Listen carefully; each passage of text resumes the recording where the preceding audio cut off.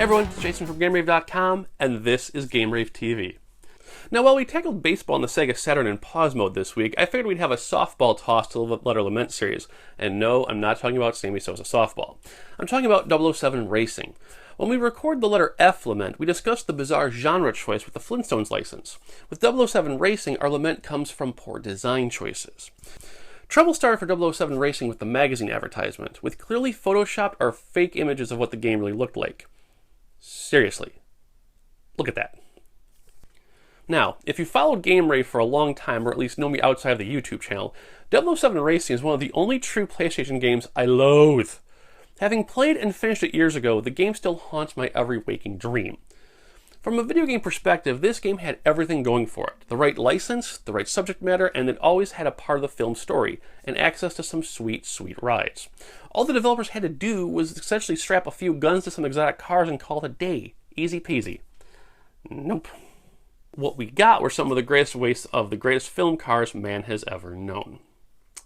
While I tear apart the game on the site's review, I'll limit this lament to the three biggest design disasters in the game. Number 1. Mission parameters were not developed with the game's mechanics in mind. One of the earliest levels in the game requires you to disable several computers in a room. You have a car that is equipped with rockets, Gatling guns, and bombs, and what you need to do? Carefully line up the wheel of your car with each computer and zap it with a EMP ray. You know, an EMP that could have taken out the entire city if you pressed the button. Number 2. Many of the missions are giant teases.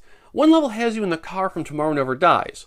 Rather than have you possibly do anything close to the movie chase in the garage parking lot, you're stuck controlling it like an RC car through security cameras. Unfortunately, the security cameras are green and black, so you get to play a shitty control scheme on a shitty color scheme.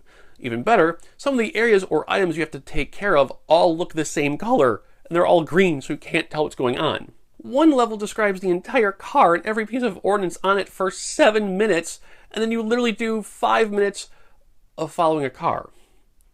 And lastly, the absurd difficulty. This is a game that will unabashedly drive you nuts, pun intended.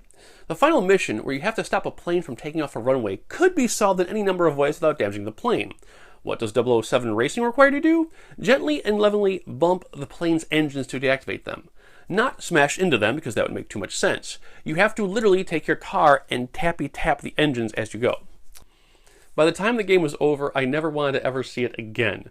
Trust me, it was a bittersweet reunion when it came to using it in the 5-second video. Before we get out of here, a huge welcome to all of our new subscribers and viewers. Welcome one, welcome all. Second, I have had a lot of people mention that this channel is really underrated. So if you want to change that, keep bringing more friends to the channel. That's how you I can't words, phrases, things. Just come. I love you guys. Just